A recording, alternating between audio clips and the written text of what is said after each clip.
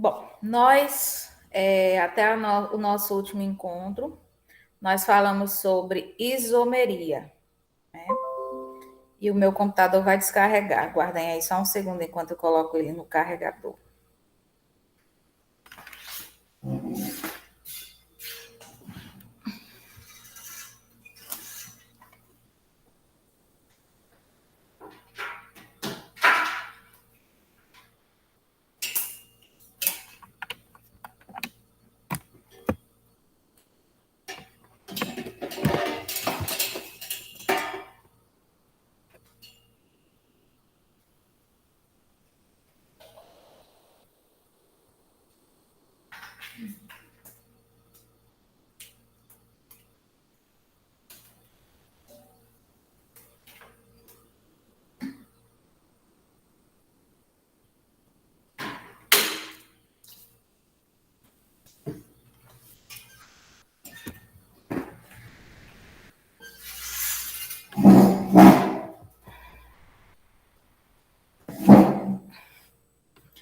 Pronto, então, né?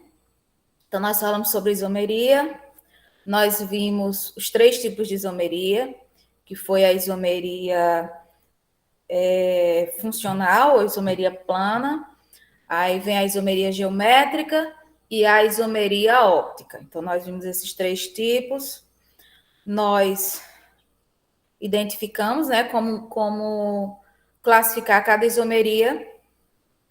E nós fizemos também uma provinha de recuperação, eu vi que alguns lá conseguiram fazer e tal, direitinho, né? Enfim, foi o nosso último conteúdo. Eu queria dar uma olhadinha rápida nas questões da recuperação, para a gente ver só para a gente relembrar e fechar a questão da isomeria propriamente, certo? Vou colocar aqui para apresentar.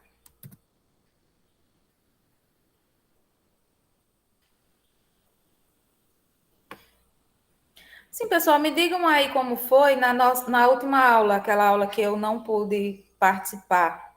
Eu havia mandado umas questões, mas eu acho que vocês não fizeram, foi isso? Vocês não chegaram a receber essas questões? Ou receberam? Foi sexta-feira, não foi? Foi na quinta. Foi o dia das fotos, aí a gente não fez. Então não teve essas questões, vocês não fizeram, né? É isso mesmo.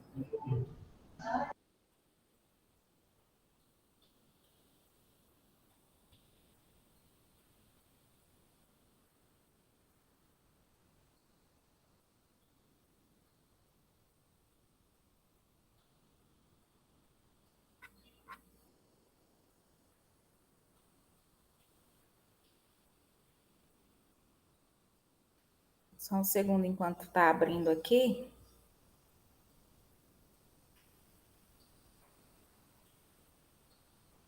Que hoje Assim, hoje não, né? A internet sempre nos deixa na mão, é incrível.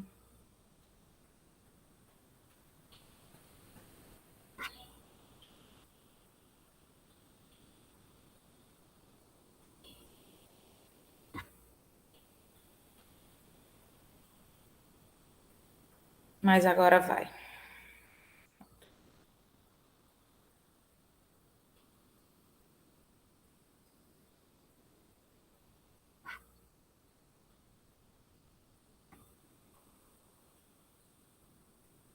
Então, esta foi a atividade de recuperação, que vocês deveriam ter respondido até ontem, né?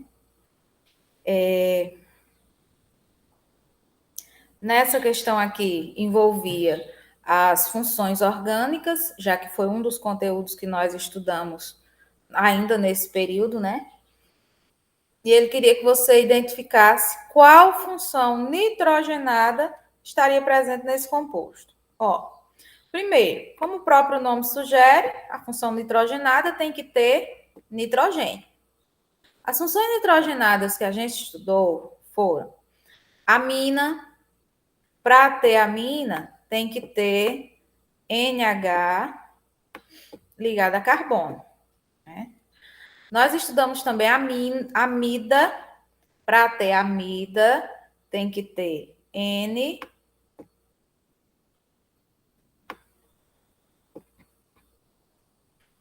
Tem que ter C dupla. O ligado a N. Ou seja, para ser amida tem que ter essa estrutura aqui. Nós vimos também nitrocomposto, que é o NO2, e nós vimos também ainda as nitrilas, que é o carbono ligado por meio de uma ligação tripla a um átomo de nitrogênio. Comparando essas 4 possibilidades, né? Com a minha estrutura, eu vejo que tem um N bem aqui. E das 4 possibilidades, o que mais se aproxima é desse daqui, ó, que é o NH entre carbonos. Então, a função presente nesse composto seria amina, né? A função nitrogenada presente nesse composto é amina. Então, é uma amina porque tem nitrogênio ligado a carbono. Para ser amina, não pode ter oxigênio, por exemplo. Então, aqui já seria amida, aqui seria nitrocomposto. Né? Então, a amina seria a função nitrogenada pertencente à fenilefrina.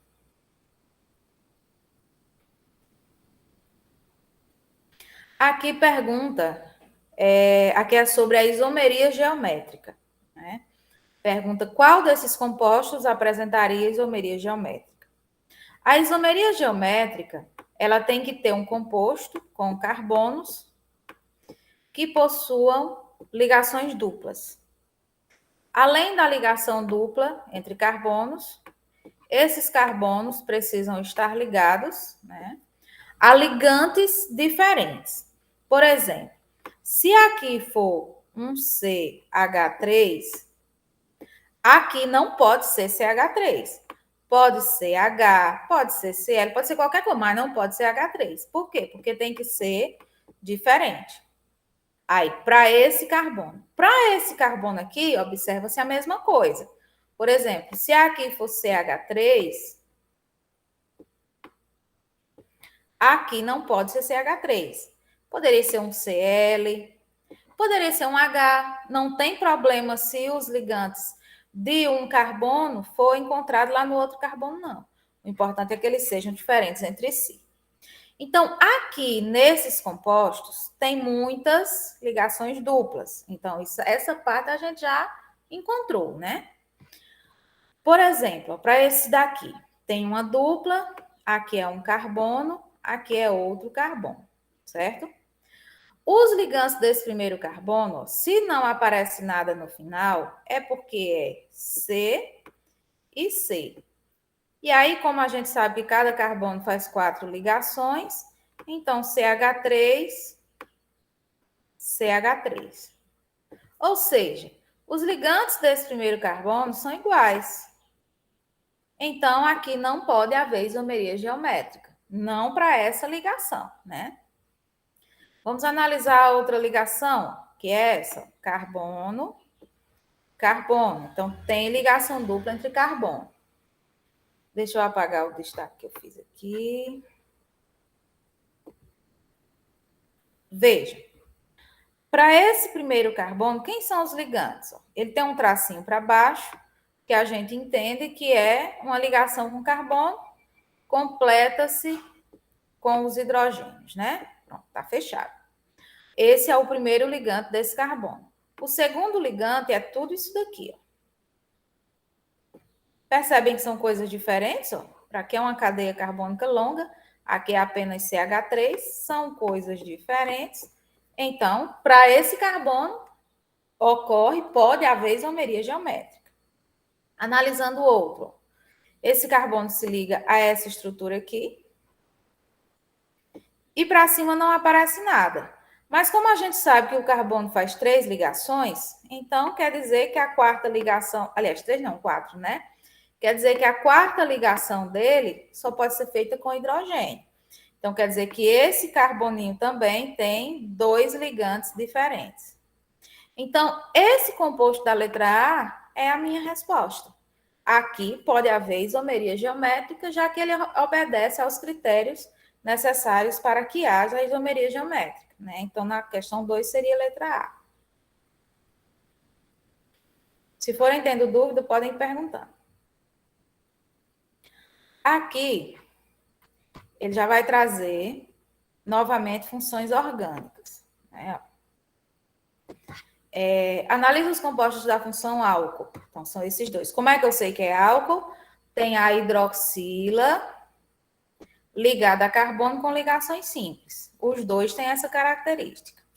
Aí ele diz, ó, substituindo os grupos OH por SH, obtemos que função sulfurada? Ó, nós vimos que as funções sulfuradas, elas podem ser SH, que aí é quando eu tenho uma função parecida com o álcool. Pode ser o S entre carbonos, que aí eu tenho uma função parecida com o éter, né? Então, nesse caso da questão, se eu, no lugar do OH, eu colocar o SH,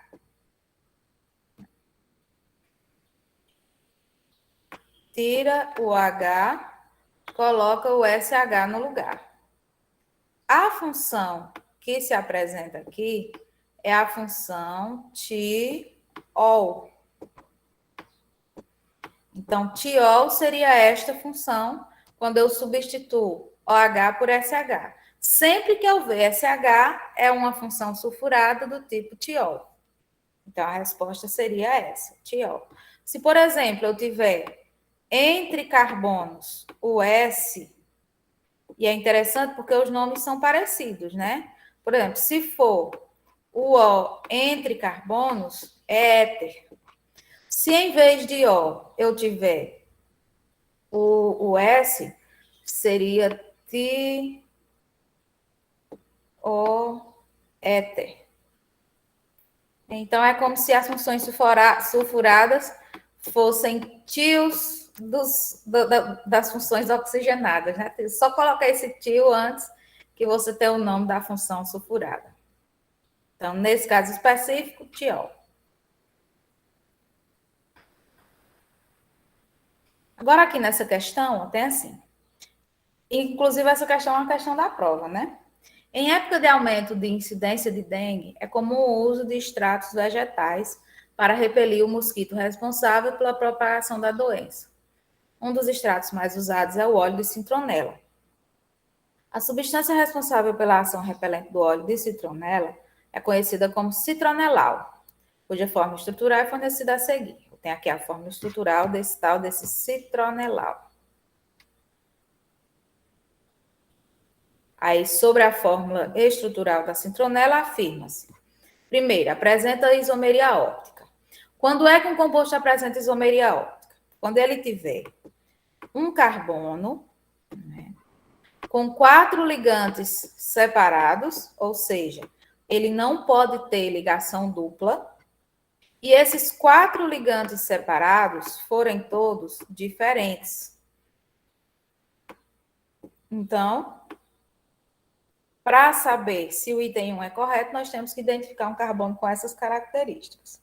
Ó, esses 2 carbonos aqui de baixo apresentam 3 hidrogênios, ou seja, 3 ligantes iguais. Então, não pode ser eles 2, não. Esse carbono, além de ter 2 ligantes iguais, apresenta uma dupla. Então, também não pode. Esse carbono aqui, embora tenha os ligantes diferentes, ele tem uma dupla. Então, ele também não serve. Esses 2 aqui, ambos apresentam 2 hidrogênios, ou seja, ligantes iguais. Então, ele não serve. Então, esses 2 aqui também não servem. Não são carbonos que indicam isomeria óptica. Esse carbono tem uma dupla, então também não serve. Esse carbono, ele tem as 4 ligações, ó, 1, 2, 3, a quarta é com hidrogênio. Vamos ver quais são esses ligantes, ó. Um CH3, o hidrogênio, como eu já falei, né, é um ligante dele. Tem o grupo aldeído, ó, C dupla OH, e tem esse grupo aqui de baixo todinho que representa um ligante dele.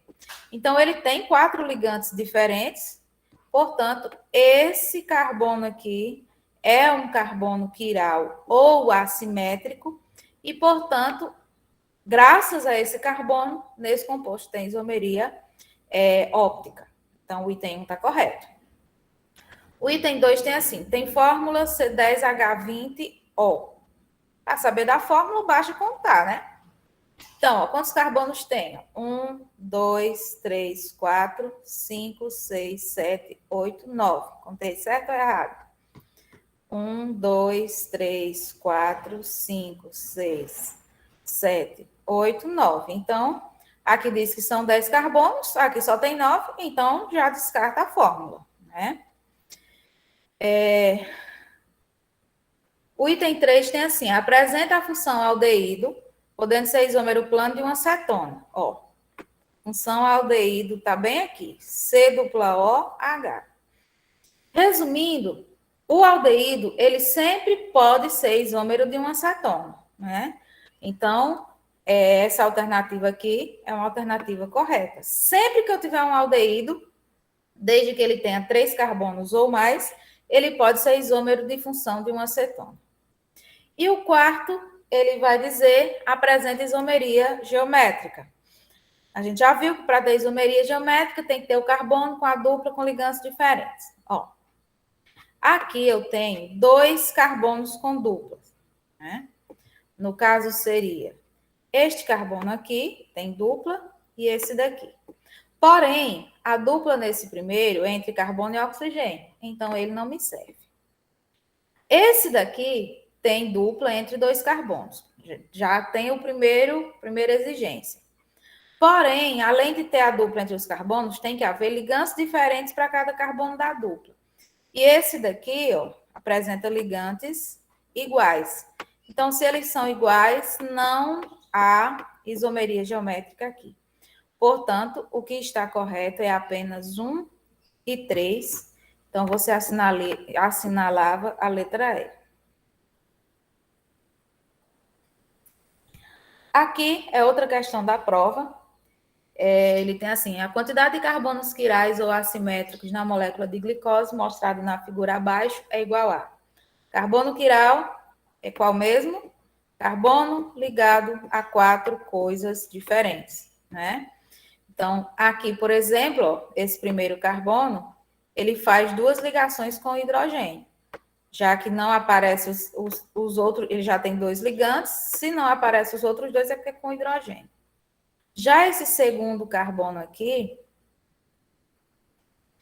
ele faz ligação com OH, para cá ele tem isso como ligante, para cá ele tem isso como ligante, e a quarta ligação é feita com hidrogênio.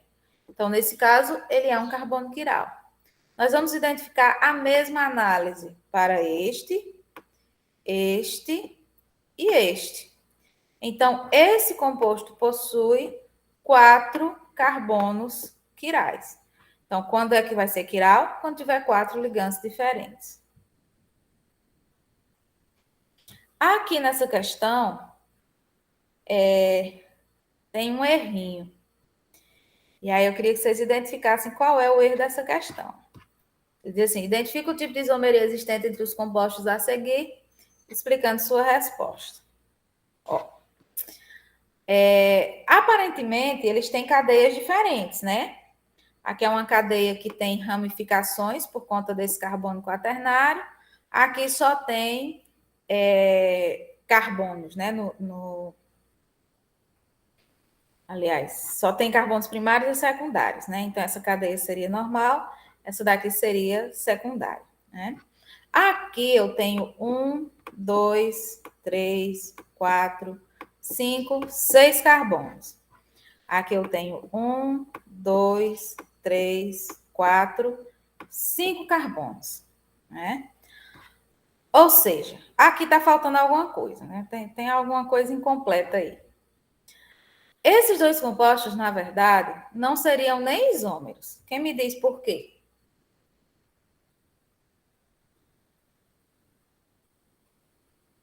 Alguém me diz por que é que eles não seriam nem isômeros?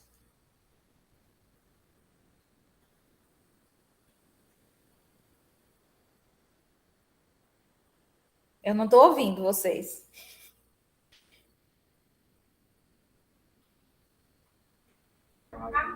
Mariana está dizendo que é porque eles não apresentam o mesmo número de carbono. Eles não têm o mesmo número de carbonos. A fórmula molecular deles é diferente. Então, na verdade, eles nem seriam isômeros. Porque para ser isômero, a primeira coisa que tem que ser atendida é ter a mesma fórmula molecular. Né? Então, Mariana, muito acertadamente, trouxe a resposta correta. Na verdade, aqueles nem seriam isômeros. Né? E aqui, por último, questão 7. Vem aí o ácido benzílico e o cresol. Eles têm fórmulas desenhadas aqui e nós queremos identificar qual é o tipo de isomeria. Ó, nesse caso, hidroxila ligada a anel benzeno. Nesse caso, hidroxila ligada diretamente a carbono com ligações simples. Aqui eles têm a mesma fórmula molecular, né, Mariana? A gente conseguiu chegar a esse conceito, porque afinal de contas essa questão também caiu na prova, não foi só na recuperação. Então, na verdade, o que diferencia eles é a função. Aqui se trata de um fenol e aqui se trata de um álcool. Sempre que eu tiver... Veja que negócio feio, fala.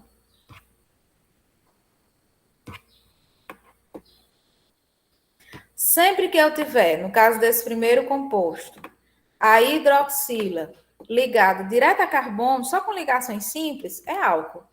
Quando eu tiver a hidroxila ligada diretamente a anel benzeno, é fenol. Mudou as funções? Mudou. Então, aqui é a isomeria de função, e aí eu teria a alternativa correta. Então, isomeria é isso. Né? Nós encerramos o conteúdo de isomeria por agora. E aí nós vamos dar início ao novo conteúdo. Né? No livro de vocês, o próximo conteúdo, ele está espalhado entre as funções. Então, por esse motivo, a gente, assim como foi a isomeria também, né? A gente vai trabalhar com resumos, que eu acho que facilita mais, né? Então, eu fiz um resumozinho, depois eu coloco no grupo, e agora eu vou colocar aqui para apresentar o nosso novo conteúdo.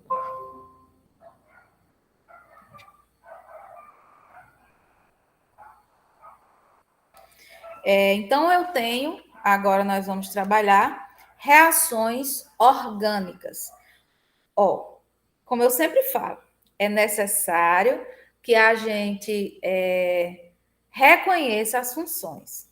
Quem ainda tem dificuldade de reconhecer as funções, precisa trabalhar essa dificuldade.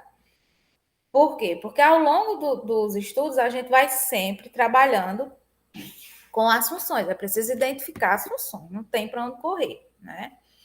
Então, nós vamos trabalhar agora com reações orgânicas.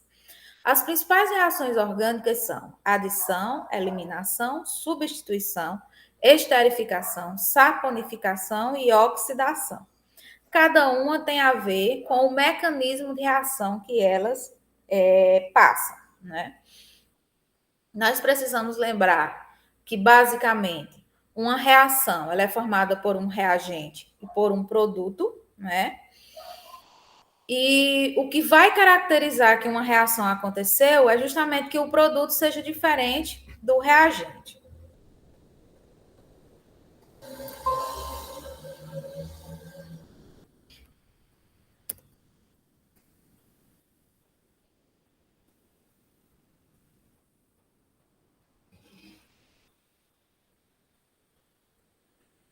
Estou só abrindo aqui uma imagenzinha para mostrar para vocês, para a gente entender essa diferença. Né? Só um minutinho.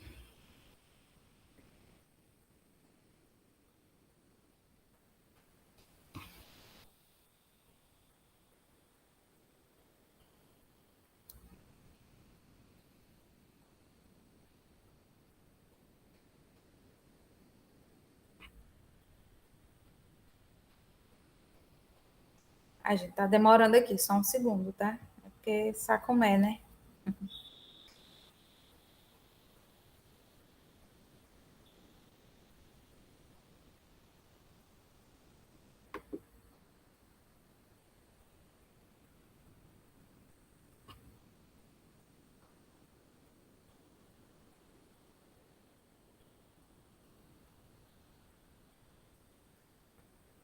Tá aparecendo aí já para vocês?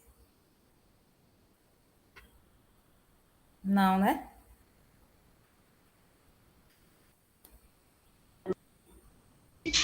Se for só as reações orgânicas, está aparecendo. Tem mais alguma coisa? É uma imagenzinha que eu estou tentando projetar aqui, mas vai dar certo.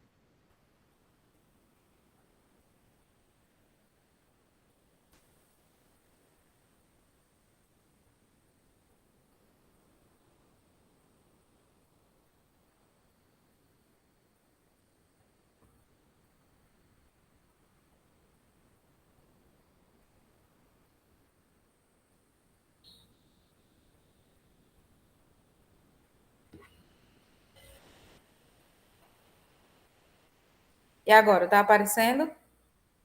Não, tá não. Ai, que demora.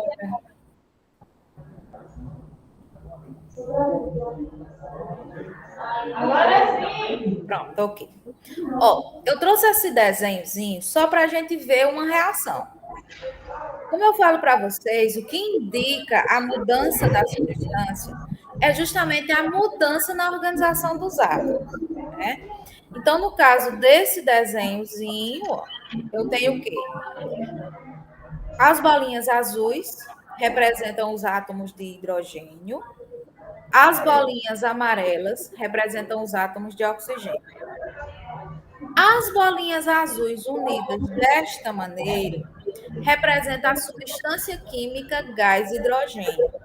Então, quer dizer que eu tenho duas moléculazinhas aqui de gás hidrogênio reagindo com uma moléculazinha de gás oxigênio.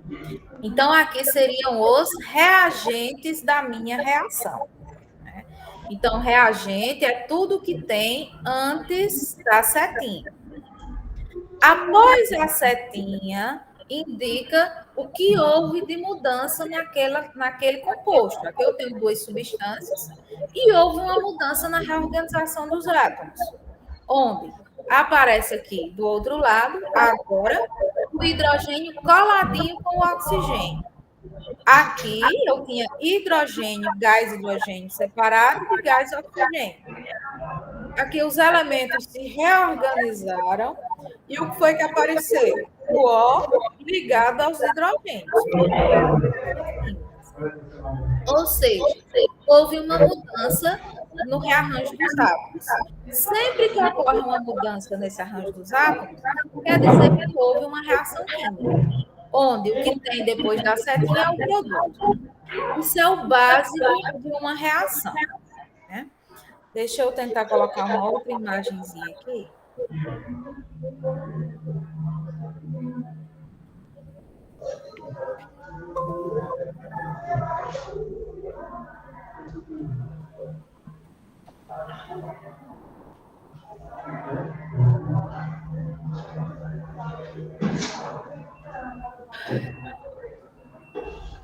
Ó, mais uma vez eu tenho.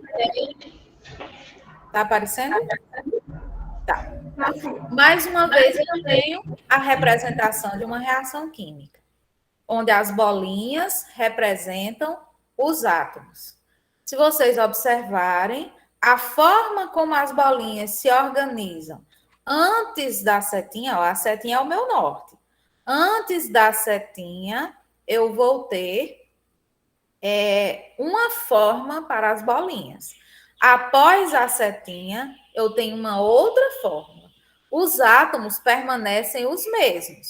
As bolinhas vermelhas são carbonos, as bolinhas azuis são hidrogênio, as bolinhas cinzas são oxigênio.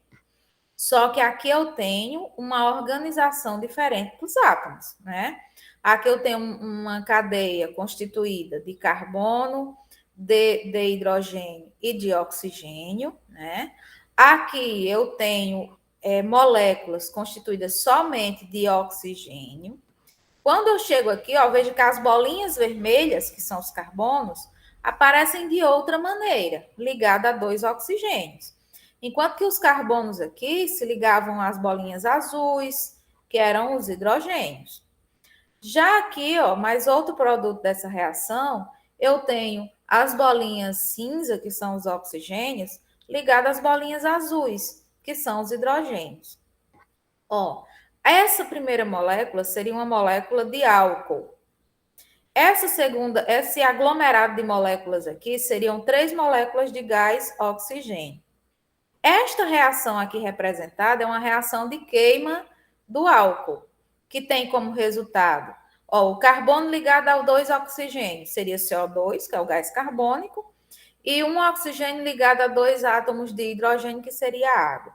Então, veja que se reorganizou, mudou. A forma como as bolinhas se uniam antes da setinha é diferente da forma como as bolinhas se unem após a setinha. Isso é uma reação química. Antes da setinha, reagente, após a setinha, produto. Para identificar se houve ou não reação, a gente identifica o que mudou, comparando o lado antes da setinha, que é dos reagentes, com o lado após as setinhas, que é os produtos. Isso é o básico das reações químicas. Serve para qualquer reação. Que reações nós vamos estudar agora? As reações orgânicas. São reações químicas da mesma forma, só que são reações que envolvem compostos orgânicos. Então, é isso que nós vamos estudar.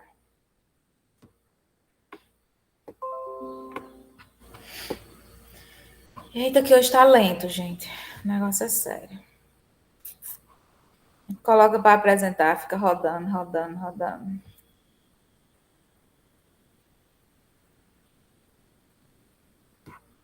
Tá chegando aí? Pronto. Então, a primeira reação, primeiro tipo de reação orgânica que nós vamos estudar é a reação de adição.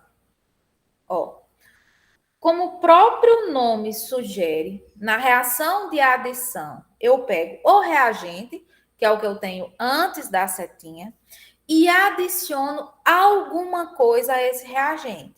Lembrando, é adicionar alguma coisa ao reagente orgânico. Por isso que é importante a gente lembrar o que é um composto orgânico.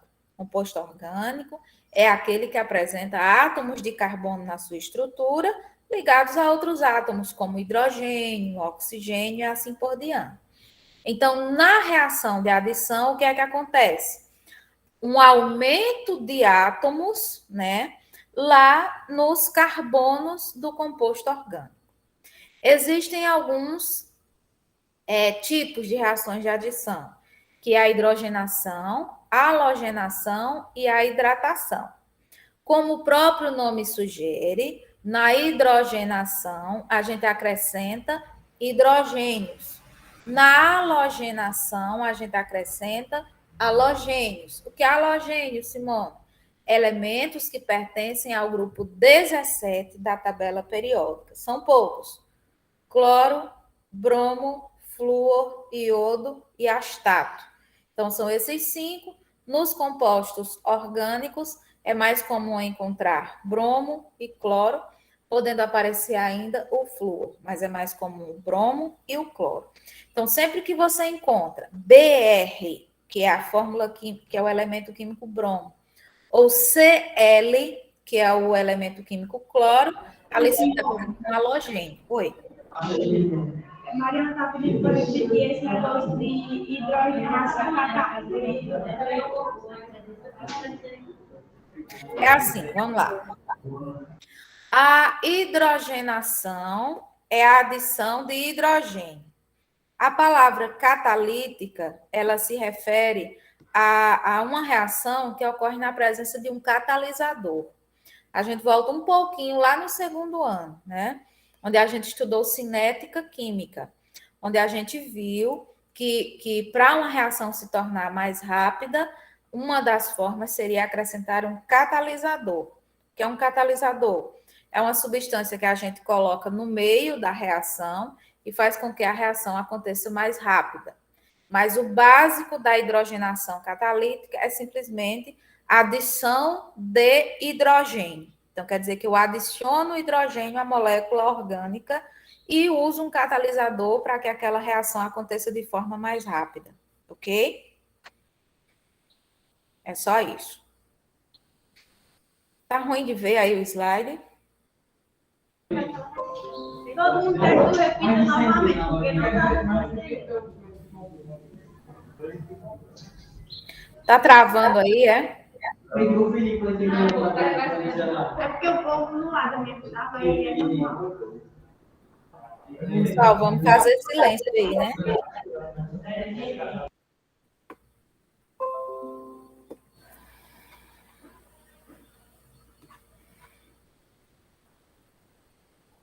Então, nós vamos estudar cada um dos tipos de de adição. O primeiro que a gente vai ver vai ser justamente a hidrogenação catalítica. A base é a adição de hidrogênio. A gente vai acrescentar hidrogênio lá na molécula orgânica.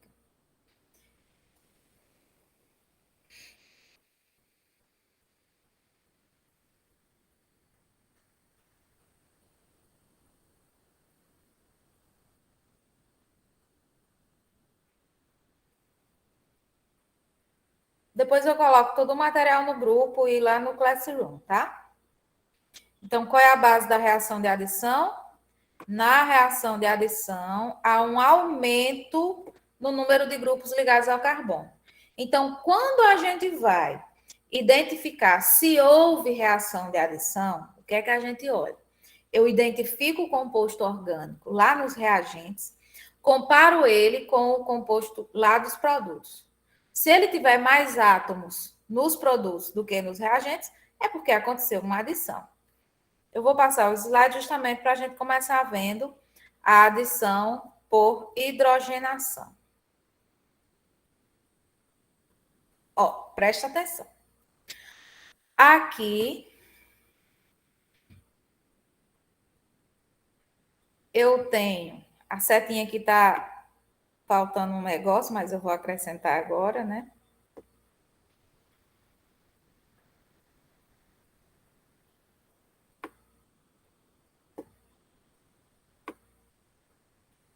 Ó, primeiro, se é uma reação orgânica, eu tenho que identificar quem são os compostos orgânicos nesta reação.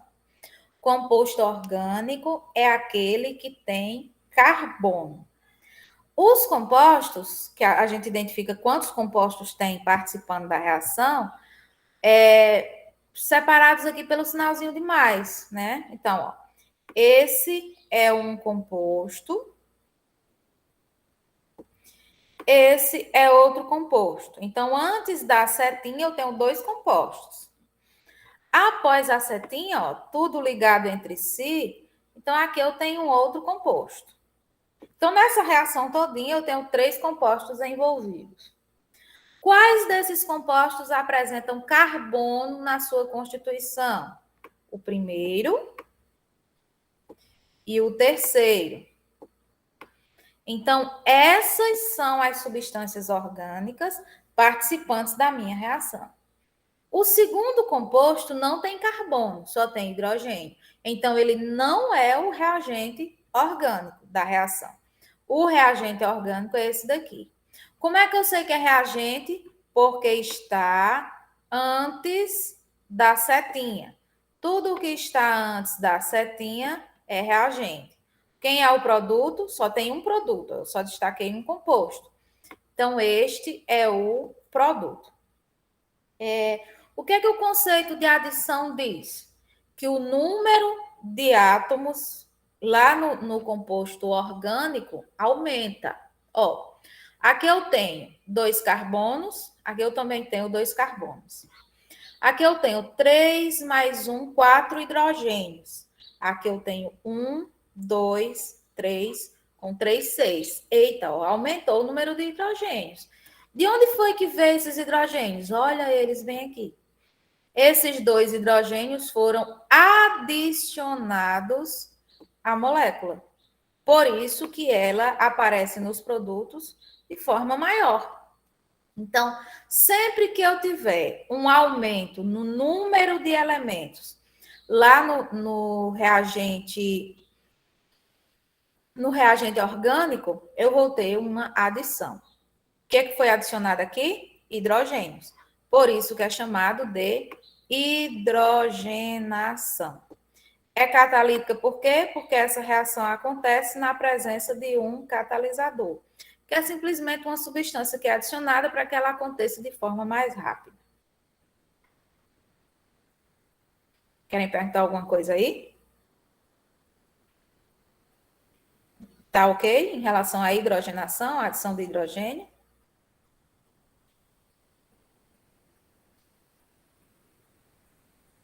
E aí, gente? Pode continuar? Se quiserem perguntar alguma coisa, porque eu vou para o próximo tipo, tá? Então, hidrogenação, adição de hidrogênio. Simone, acho que tu não ouviu, mas já tocou, viu? Ah, tá. Pois tá certo, então.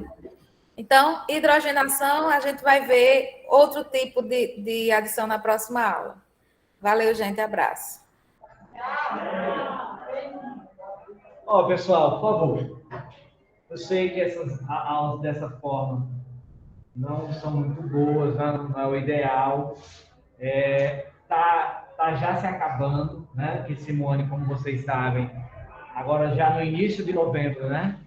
Vai se afastar, vai vir, eu não sei quem é ainda, né? Que ainda vai ser feita a seleção de um substituto ou substituta para Simone, né? E aí não vai ter mais essas aulas, né? Tomara que seja um professor bom, boa, mas não vai ter mais essas aulas, pelo menos dessa forma. A professora de biologia, Dayana, vai voltar, né?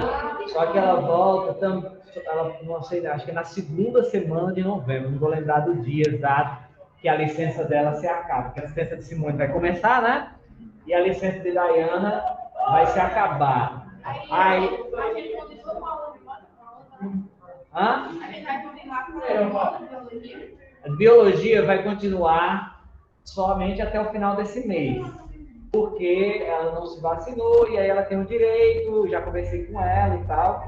Aí ela disse que ela não vai querer nem renovar o contrato dela pelos 10 dias que Dayana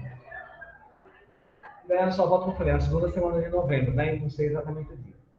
Aí eu não sei ainda como é que eu vou fazer esses 10 dias de novembro. Não sei como é que eu vou fazer, porque a Beatriz vai sair no finalzinho de outubro, não vai querer renovar o contrato, e aí Dayana volta na segunda semana. Esse meio tempo aí é que eu ainda vou ver como fazer, certo? Mas o fato é que vai acabar essas aulas assim, vocês aqui presenciais e o professor em casa. Então, por favor, se você não vou obrigar ninguém a assistir, mas pelo menos tem que ficar calado. Só isso. Queria que você prestasse atenção, mas aí, né, eu não posso também te obrigar. Mas se ficar calado, tem que ficar. Por favor. Certo? Quem é que quer perguntar? Oi? Quem será? É assim, vai ser aberto, inclusive vai ser aberto hoje a seleção, se vocês tiverem alguém que vocês conhecem, que é formado em Química, qualquer pessoa pode concorrer. É uma licença, ou seja, vai pegar só o mês de novembro, outubro e o comecinho de janeiro, né? Mas, às vezes, você está parado, né? É uma oportunidade. Vai ser aberta a seleção.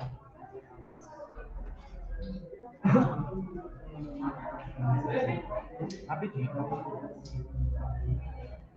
Professora Beatriz, eu terminei, viu? Se você quiser iniciar. Tá certo, João Paulo, tudo bem. Olá, minha gente, bom dia a todos. Todo mundo em paz, tudo certo aí com vocês? Vamos seguindo aí nosso momento, né, com nossa aula de biologia. Nossa aula de hoje, na verdade, durante o mês de outubro, o intuito é encerrarmos, né, o conteúdo de genética e a partir de novembro vocês já começam a estudar o outro tópico de evolução. Então, na nossa aula de hoje, eu dividi em dois momentos o nosso capítulo 8.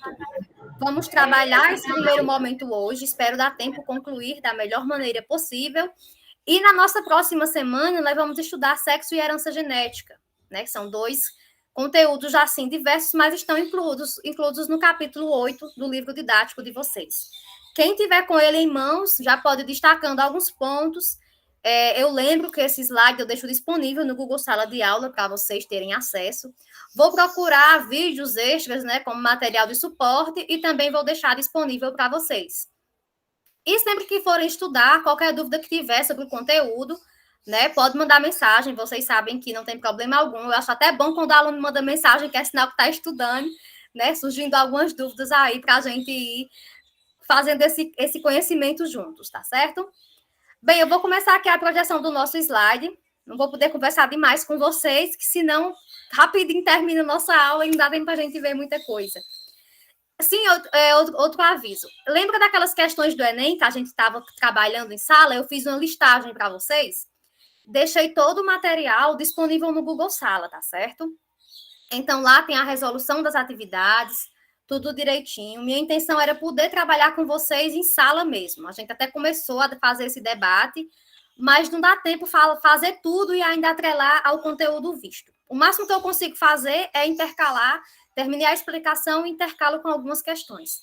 Mas ver tudo de forma detalhada não dá tempo. Então, já deixei o material, né, para vocês fazerem esse estudo aí em casa. E quando forem resolver as questões que tiverem dúvida, podem mandar mensagem. Então, eu vou começar a fazer aqui nossa projeção, tá bem? Se tiver qualquer problema aí na sala, vocês me avisam, né? Eu acho que deve estar tudo ok. Se tiverem dúvida também, quiserem fazer perguntas, avisa o nosso colaborador da sala, né? Que liga o microfone e vocês podem fazer a pergunta, fiquem à vontade, essa aula realmente é para vocês. Faço o possível para tentar transmitir a informação. Eu sei que é muita coisa, para aprender em pouco tempo, eu sou realista, não tem como, mas a gente traz a informação-chave. Eu digo assim, a gente planta a interrogação na cabecinha de vocês, né? E vocês vão aí seguindo na pesquisa, no aprofundamento do conteúdo, né? Para ir conseguindo ter mais êxito aí nas coisas. Então, vamos seguindo aqui, tá bem? Vamos lá, vou começando a fazer aqui nossa projeção.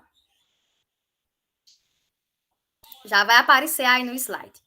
Vocês podem acompanhar pelo livro didático, tá? Mas eu fiz um resumo, assim, bem geral, para tentar trazer a informação, né, da forma mais sucinta possível e que realmente vocês captassem a mensagem-chave, né, do conteúdo. Então, aqui nós vamos estudar no nosso capítulo 8 outros mecanismos de herança. Até aqui, nós tínhamos estudado primeira lei de Mendel, segunda lei de Mendel, estudamos a parte dos grupamentos sanguíneos, né? Porque não teve como aprofundar tanto, mas ainda tivemos questões a respeito disso, né? E todo o material também está lá para vocês revisarem quando necessário.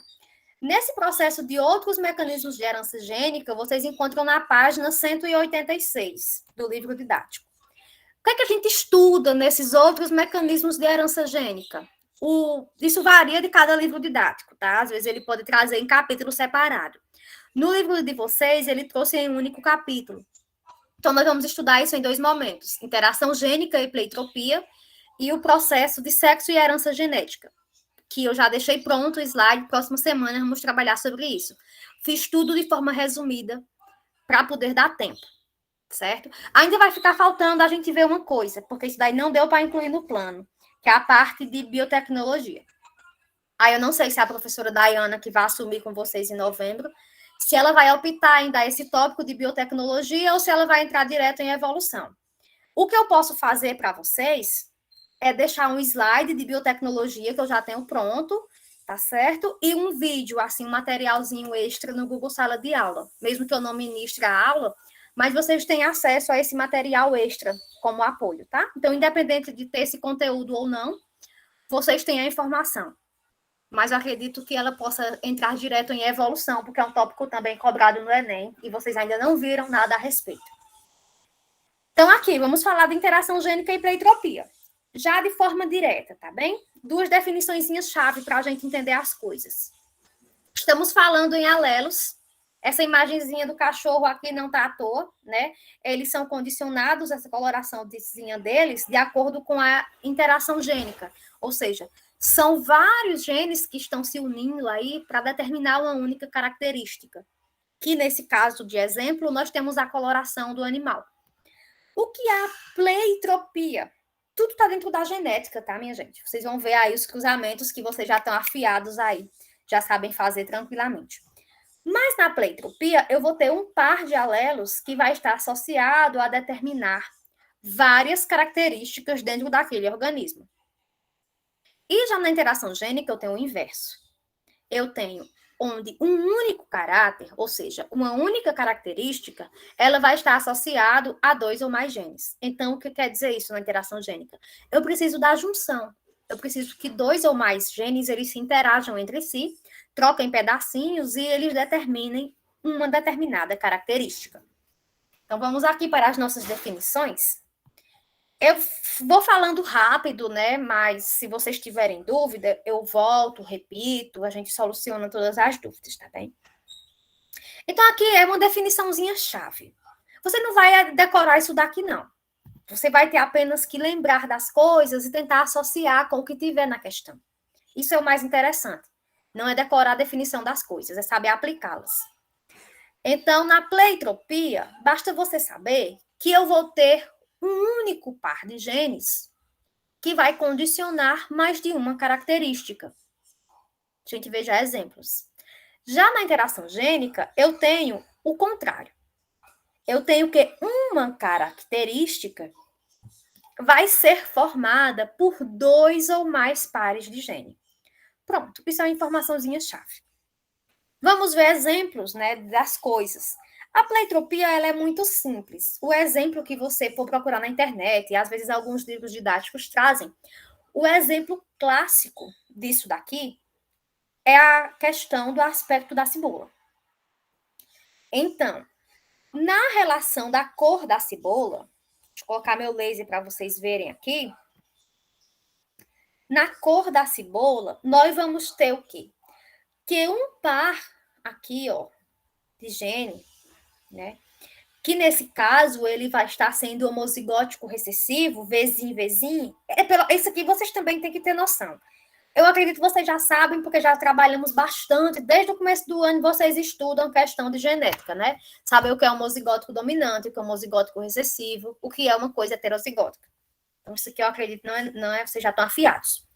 Então, esse par aqui de condicionante de homozigótico recessivo, ele vai determinar o quê? A coloração vermelha da cebola. Além de condicionar a coloração vermelha da cebola, condiciona também uma ação fungicida para essa característica da cebola. Então, o que quer dizer isso? A cebola vermelha, ela tem uma resistência maior contra pragas do tipo de fungos. Então, ela tem esse tipo de resistência e isso já é natural dela. Condicionado por quem?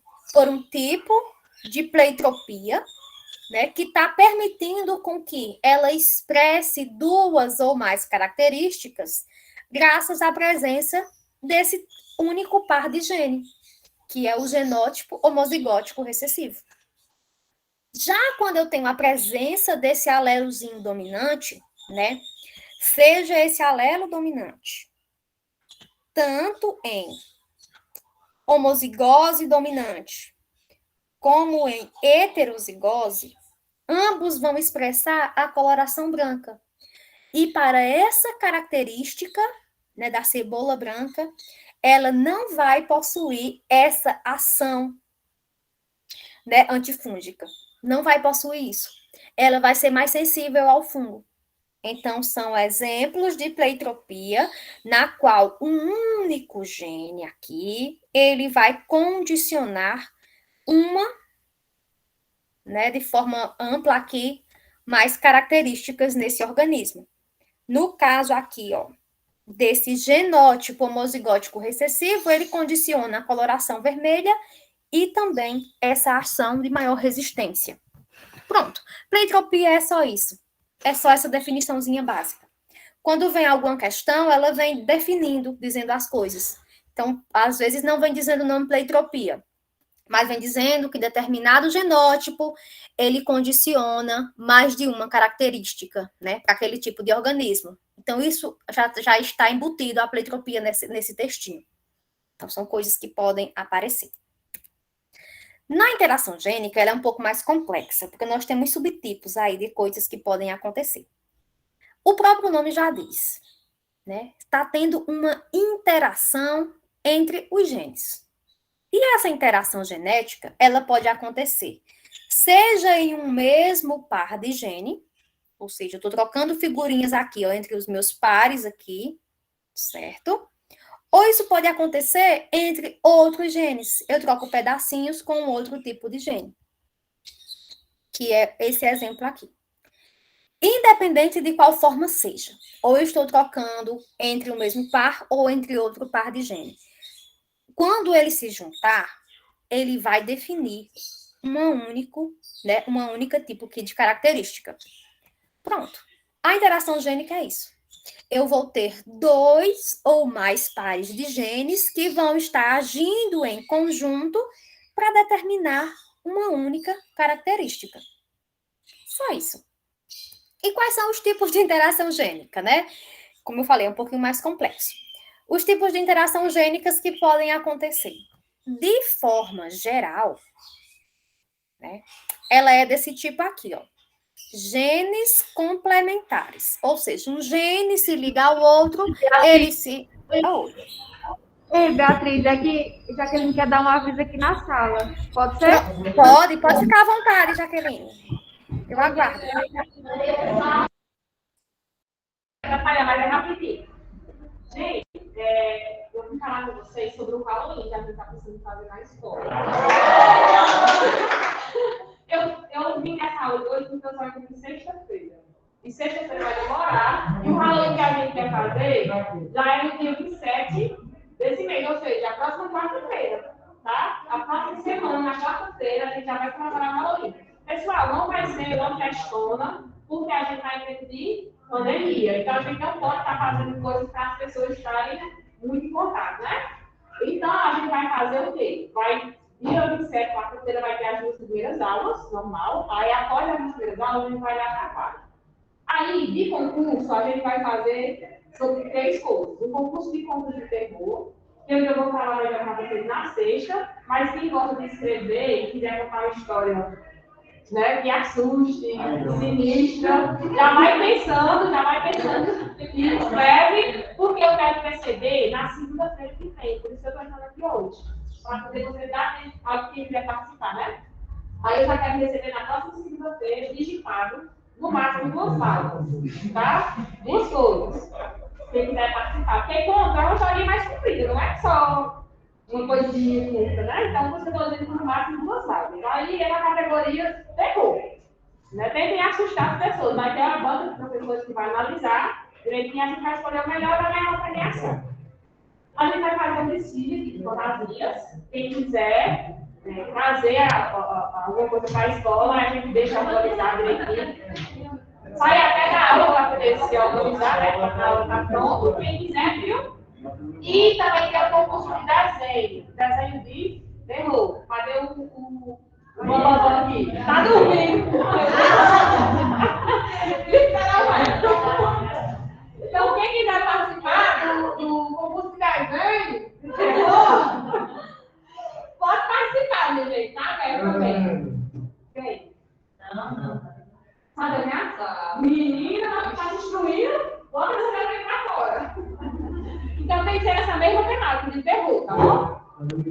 Aí, fora esses 3 concursos, sim, aí lembrando que o conto e o desenho tem que ser enviados para mim, até segunda-feira. Agora, deixa eu ver aqui o calendário que dia é segunda-feira. Não quer falar? A gente vai precisar de 2 representantes em cada sala. Então, seria a competição. Quem quer essas 2 pessoas? E esse engano vai para os terceirais, vai ser. Jogar uma pedra lá? Vai ser com outro que der, vai ser na quadra. Vai ter as salas ganhadoras. Caso a sala ganhar, a sala vai ter livre. Vai ser dividido em 5. O Grêmio está realizando essa ação do Halloween e a parte do Grêmio vai ser organizada juntando. Uma mini gincana, vai ser agitando, mas vai ser uma mini gincana, tudo vai ser ruim esse ano. Mas, eu já ia falar uma coisa, mas vai ter falando bem no coração. É porque João Paulo falou que o ano vem, se tudo tiver ok, vai ter à noite, como se deve. Aí a gente vai colocar em conta com vocês, faz.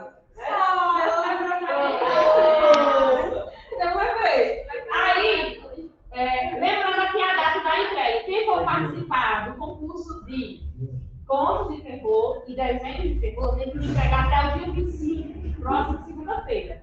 E o pessoal do Grêmio, daqui para sexta-feira, vem falar melhor sobre essa gincana. Para vocês. Vai ser assim, pessoal, o estilo de provas práticas. Não vai ser tipo uma prova que você tem que raciocinar, que você tem que pensar, muita coisa não. Vai ser algo para você fazer assim, na hora, tá certo? Aí vocês já vão confabulando aí 2 representantes da turma. E cada turma vai ter 2. E torçam para eles ganhar, para vocês ganharem o prêmio, né?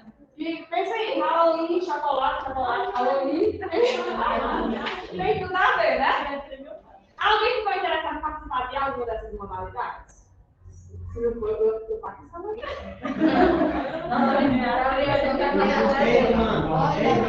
Gabriel. Vai, Gabriel. Vai fazer, não?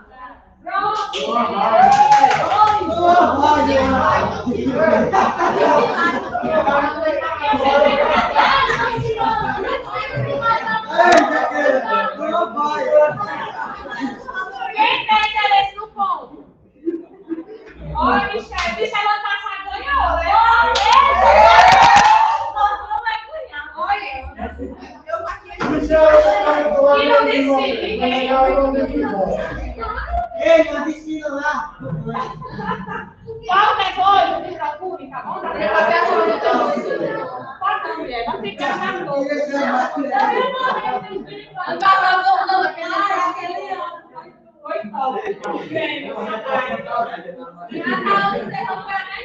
mas tem, não pode esse ano, não pode. A pessoa,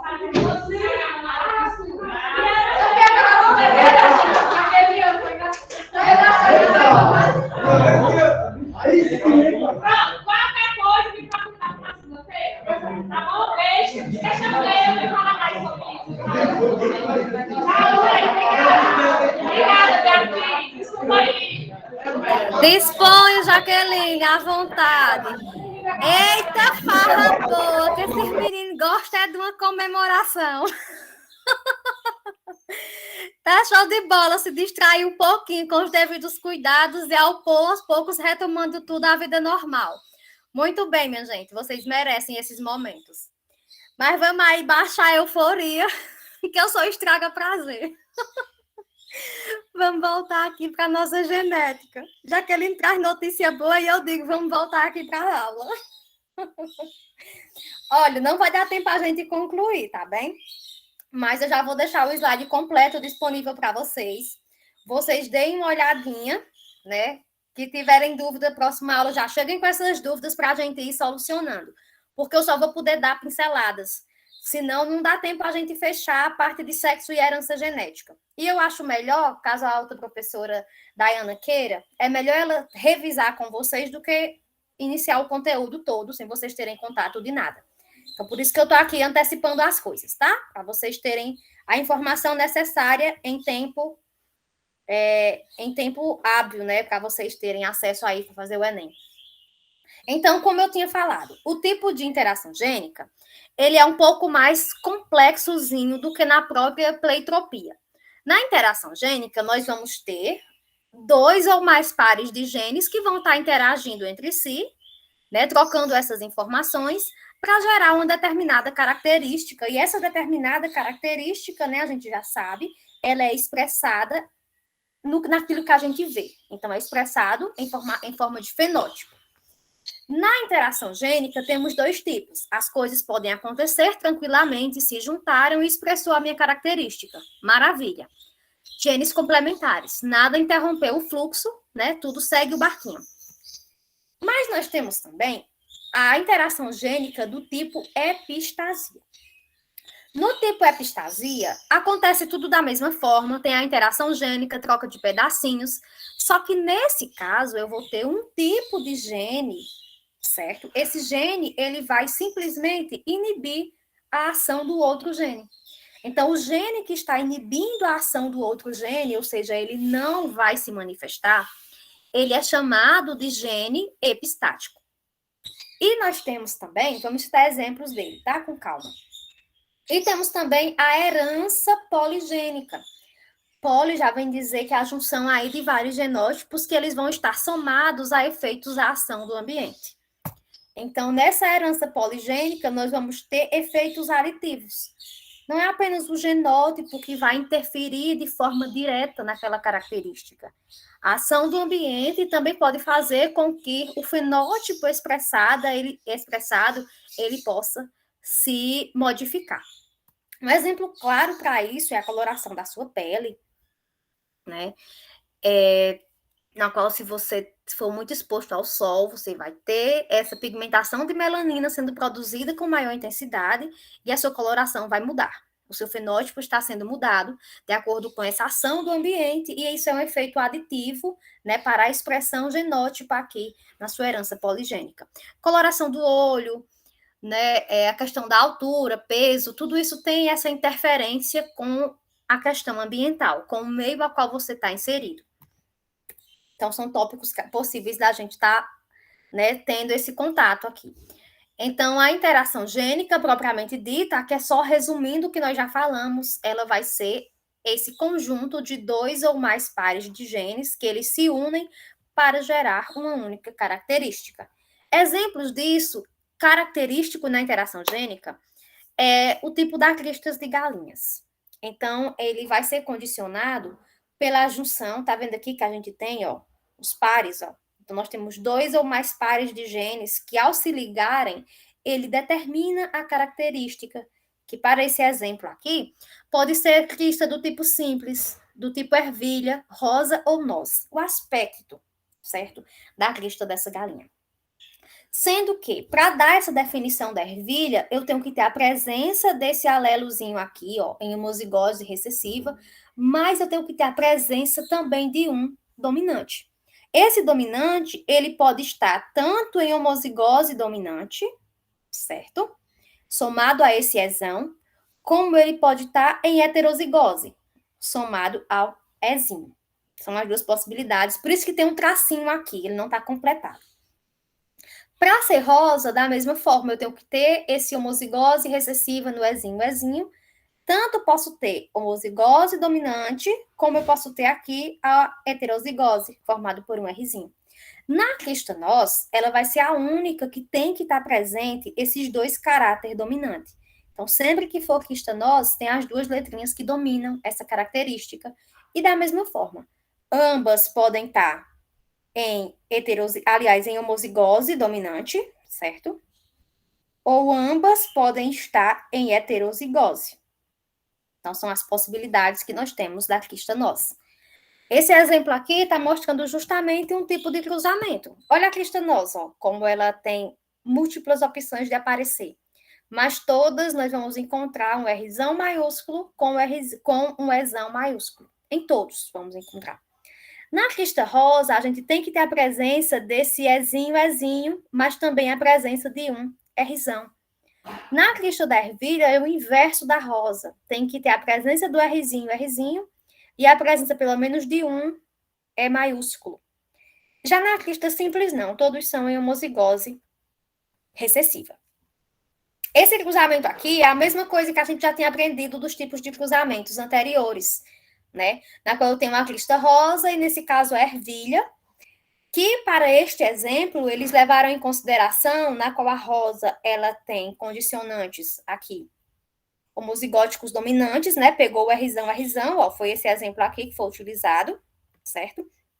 E na ervilha, já pegou esse outro exemplo, onde a gente tem o Ezão, que foi esse exemplinho aqui, ó. Então, se baseou que essa galinha teria essa carga genotípica aqui. E como é que eu faço o cruzamento? Isso daqui não é novidade, vocês já aprenderam como é que a gente faz isso. Eu tenho o meu Ezinho, tenho o meu Rzão. Eu estou só transcrevendo o que está embaixo, tá bem? Aqui da mesma forma, tenho o meu Ezão, tenho o meu Rzinho. O que é que eu vou fazer? O que a gente aprendeu na segunda lei de Mendel, para fazer o quadro de Punnett. Vou só juntar minhas coisas. Ó, independente de quantas vezes eu faço esse cruzamento, ó, todos vão originar isso daqui. Ezinho, Rzão. Por isso que está colocado aqui embaixo. Aqui da mesma forma, independente do cruzamento que eu faça, todos os 4 né, tipos de gametas diferentes, eles vão ser exão, Rzinho. Então, é por isso que está aqui descrito dessa forma.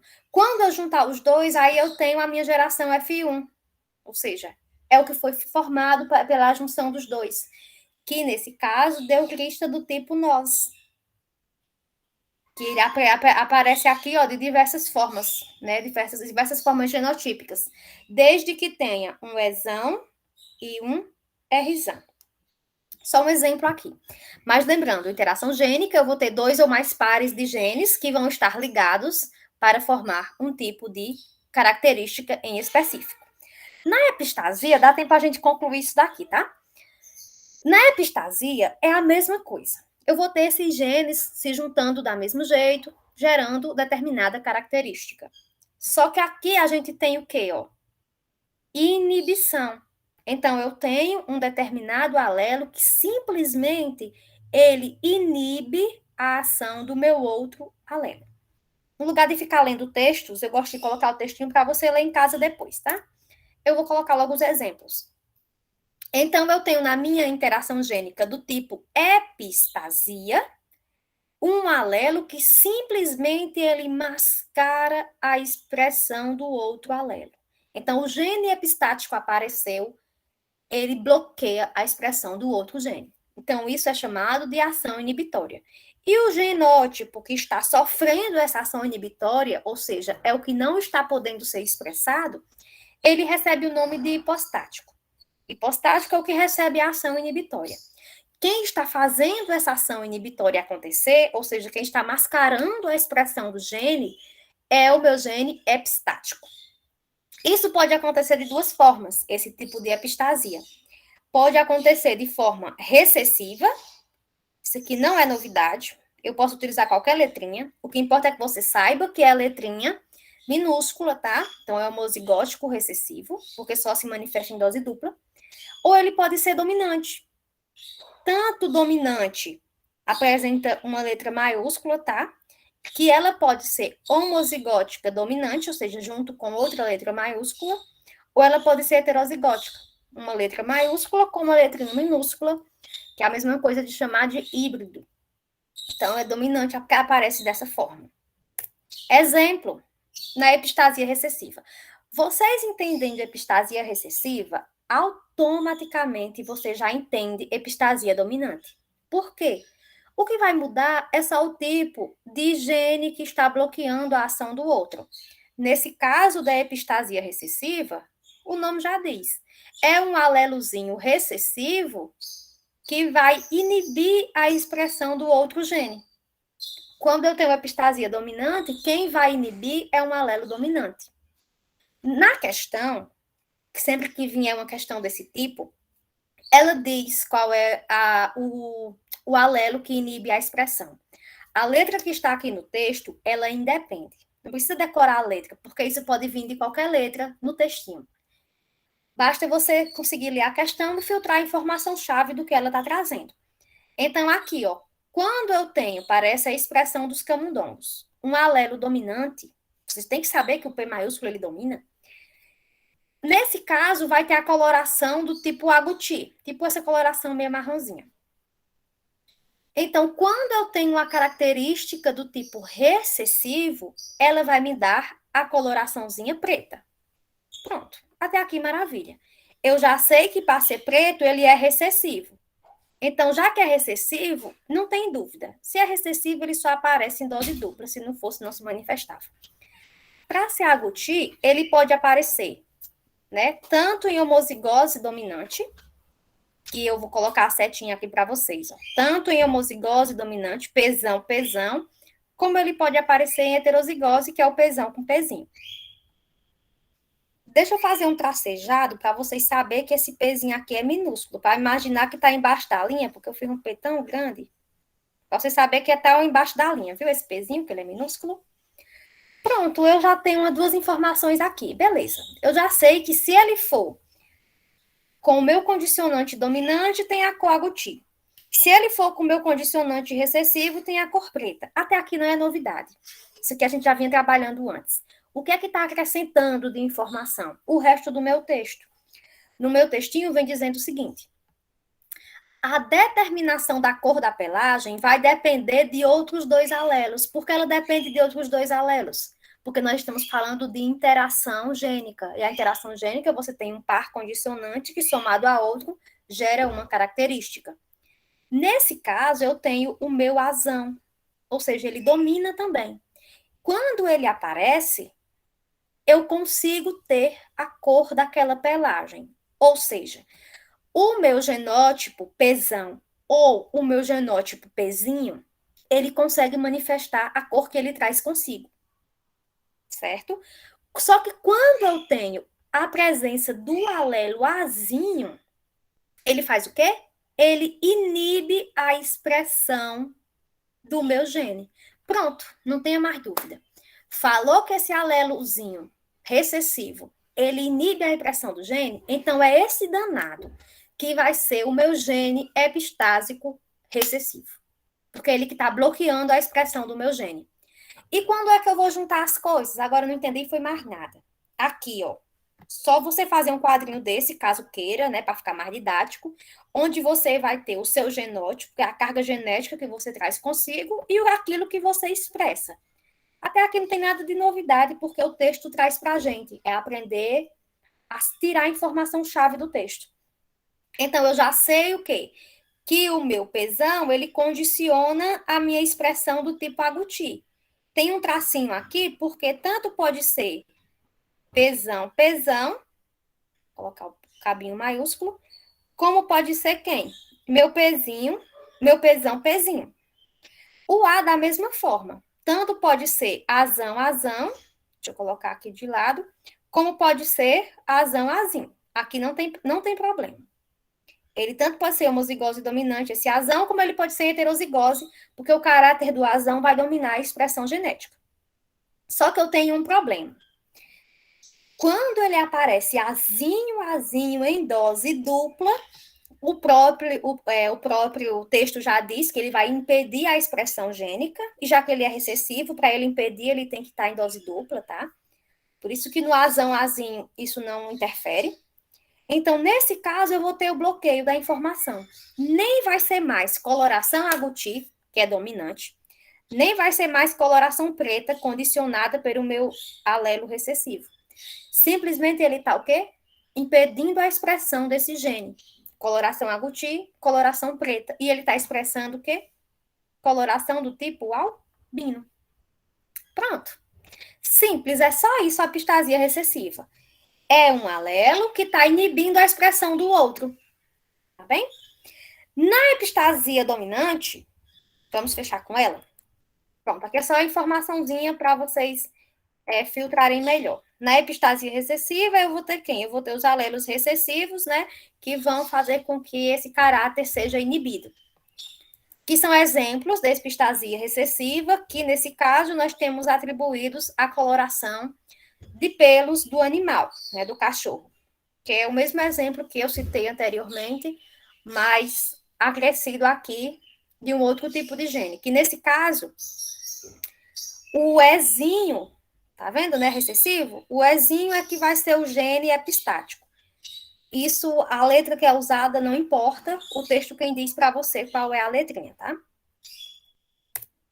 Que é só como faz o cruzamento. Eu citei o exemplo da galinha, né? Segue basicamente a mesma lógica, né? Isso que a gente já tinha aprendido anteriormente. Para fazer um quadrinho desse tipo, é baseado no quadro de Punnett. Nem sempre você precisa fazer um quadro desse, às vezes a questão já traz a informação e você não precisa fazer esse tipo de quadrinho. Mas aqui, se caso vier, só é você fazer a junção da expressão, ó. Pego o meu azão, vou com o meu bezinho e vou colocando aqui, ó, na minha coluna. Aí eu venho agora com o meu segundo. Pego o meu azinho, vou com o meu bezão. A ordem não importa, tá? O caráter do bezão vai dominar de qualquer forma. Pego o meu azinho com o meu bezinho. Preenchi. Como eles são iguais, ó, se você observar, a carga genotípica é igual, basta eu repetir aqui em cima a mesma coisa que eu fiz embaixo. Só você juntar os pares e ter as proporções da coloração que for obtida. Na epistasia dominante, é aquilo que eu falei. Se você aprendeu a recessiva, você aprende a dominante. Porque é a mesma coisa. O que é que muda? Que, nesse caso, o meu alelo que vai inibir a expressão do outro vai ser um meu alelo dominante, com uma letrinha maiúscula. Que, para esse caso aqui da questão, ele é o alelo isão, que ele vai inibir a ação do meu alelo cesão. Então, aqui, ó, vamos logo para o exemplo. Se eu tenho uma galinha do tipo cesão, ela vai ser colorida. Não importa se vai ser cesão, homozigótico recessivo, dominante, ou se vai ser cesão, cesim, heterozigótico. Se ele vier acompanhado desse outro genótipo aqui, isso não interfere em nada, tá? A expressão da coloração, ela vai se manifestar. Só que eu tenho aqui um alelo que pode inibir a ação do meu cesão. E se ele inibe a ação do meu cesão, ela vai ter coloração do tipo branca. A chance de ser branca ela é muito maior, porque ela pode ser branca, tanto ela sendo cesim, como ela pode ser branca quando ela aparece o meu isão, porque o meu isão automaticamente inibe o meu cesão. Por quê? Porque ele é o meu gene que vai inibir a ação. A questão diz pra gente isso daqui. Não é novidade, tá? Então, eu tenho exemplos aqui para vocês, ó. Se for cesim, ele vai dar coloração branca. Se tiver junto do isinho, ele não interfere em nada, tá? Ele não vai inibir. É como se fosse um alelo neutro. Se eu tiver cesim, também vai ser branco. Independente de aqui ser o isão, ou ser isão, ou ser isão, isinho, isso daqui também não vai interferir. Porque ele vai inibir o quê? Aqui. Se já a coloração já é branca mesmo. Então, não tem o que ele inibir. Agora, aqui sim. Aqui ele inibe. Porque ele está inibindo é o cesão. Então, se aparecer o isão, o meu cesão, ele é inibido. E mesmo assim, eu vou ter a coloração branca. A chance de ser branco é muito maior do que a chance de ser colorido para essa epistasia dominante. Pronto, é o que eu falei para vocês. Aprendeu uma coisa, você aprende outra. Vou deixar esse slide disponível completinho para vocês, tá bem? Aqui é só o mesmo cruzamento que a gente fez anteriormente, né? E você pode observar a questão genotípica aqui, ó, e associar com a coloração do animal. Vocês podem olhar isso daqui com calma, que é basicamente o que eu expliquei antes. Um exemplo que a gente poderia fazer, mas eu deixo para depois, né? Mas quando eu disponibilizo o slide, eu já disponibilizo com a resolução. Então, vocês têm como se basear. E só para a gente fechar, tem o caso dessa herança quantitativa. Na herança quantitativa, né?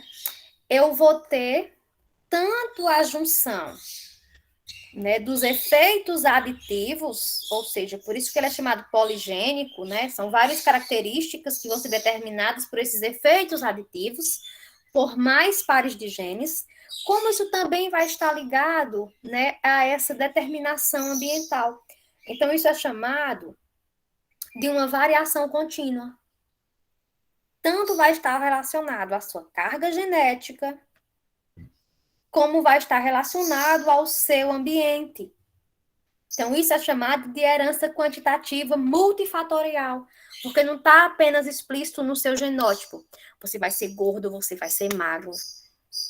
A sua carga genética pode interferir, claro, pode interferir, mas os seus hábitos saudáveis ou não, que aí já está atrelado ao ambiente onde você está inserido, isso pode interferir sim no fenótipo que é expressado, né, naquilo que a gente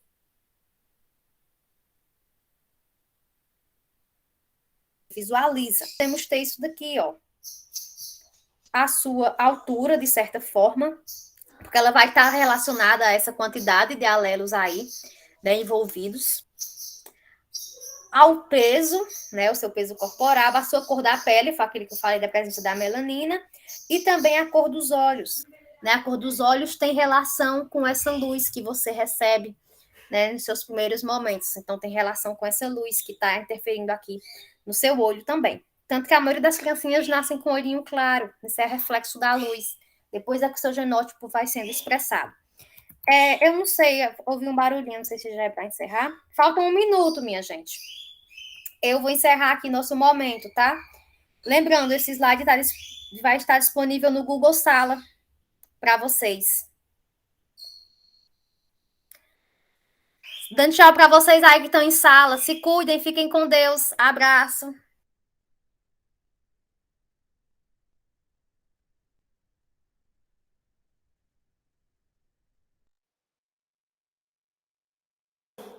Obrigada, Josiane, por avisar. Saindo aqui, abraço, fiquem com Deus.